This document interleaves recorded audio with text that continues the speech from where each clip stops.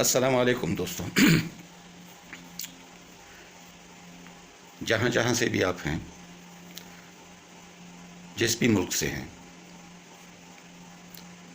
جو بھی میرا یہ ویڈیو دیکھ رہے ہیں، سب کو میری طرف سے السلام علیکم۔ بسم اللہ الرحمن الرحیم۔ شروع کرتا ہوں اللہ کے نام سے جو بڑا مہربان نہایت رحم والا ہے۔ تو دوستو شروع کرتے ہیں۔ یہ ابھی یہ اللہ تعالیٰ یہاں پہ سب دنیا کے انسانوں کو مخاطب کر رہا ہے۔ ایک بادشاہ کا کلام ہے، وہ جس نے یہ پورا نظام تخلیق کیا ہے، تو یہ اس کا کلام ہے اور یہ مخاطب کر رہا ہے تمام انسانوں کو، اللہ تعالیٰ۔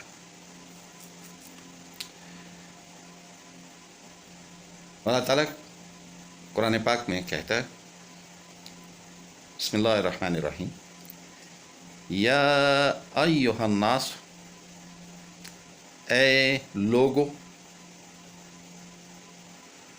اعبدو، عبادت کرو، حکم مانو،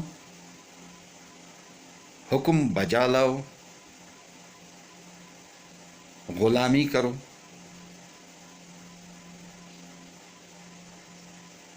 ربکم، یا ایھا الناس اعبدوا ربکم، تمہارے رب کی، تمہارے پالنے والے کی، تمہارے ہر ضرورت کا خیال رکھنے والے کی، تمہیں پیدا کرنے والے کی۔ اب یہاں پہ ایک شبہ گزرتا ہے کہ مجھے کس نے پیدا کیا، میں کسے تلاش کروں؟ میں نے تو بچپن سے دیکھا، میرے ماں باپ سے میں پیدا ہوا،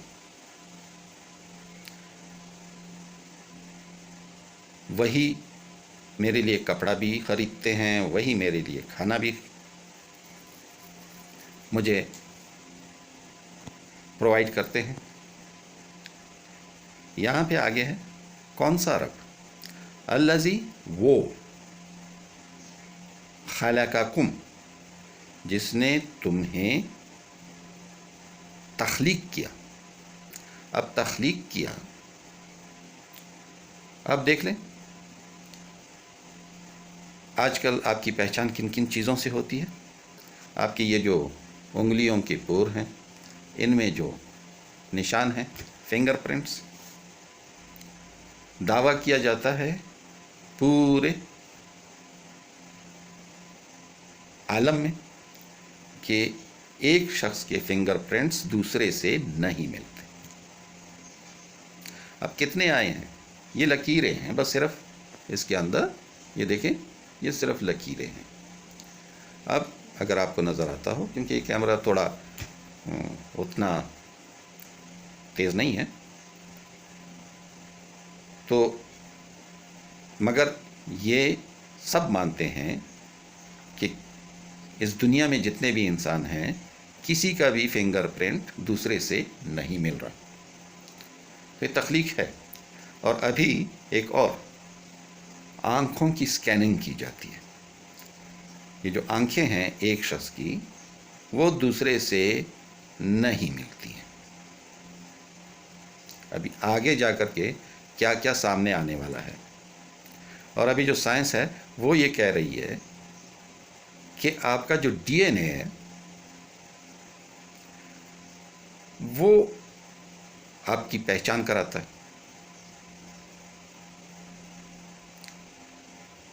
آپ کی عادات کا، آپ کے مطلب جو بھی آپ زندگی گزار رہے ہیں، وہ سب اس کی پہچان ہو رہی ہے۔ ڈی این اے سے بہت کچھ معلومات حاصل کی جاتی ہیں۔ تو یہ تو دیکھیں رب کی ربوبیت، وہ رب جس نے تمہیں تخلیق کیا، اور ان لوگوں کو بھی جس کو آپ کہتے ہیں کہ میں تو اس سے پیدا ہوں، مگر اسے بھی تو کسی نے پیدا کیا، پھر وہ جو کسی سے پیدا ہوا تھا اسے بھی کسی نے پیدا کیا تھا، جس نے تخلیق کیا تمہیں اور تم سے پہلوں کو. والذین من قبلکم یا ایہا الناس اعبدوا ربکم الذی خلقکم والذین من قبلکم لعلکم تتقون، تاکہ تم بچ جاؤ،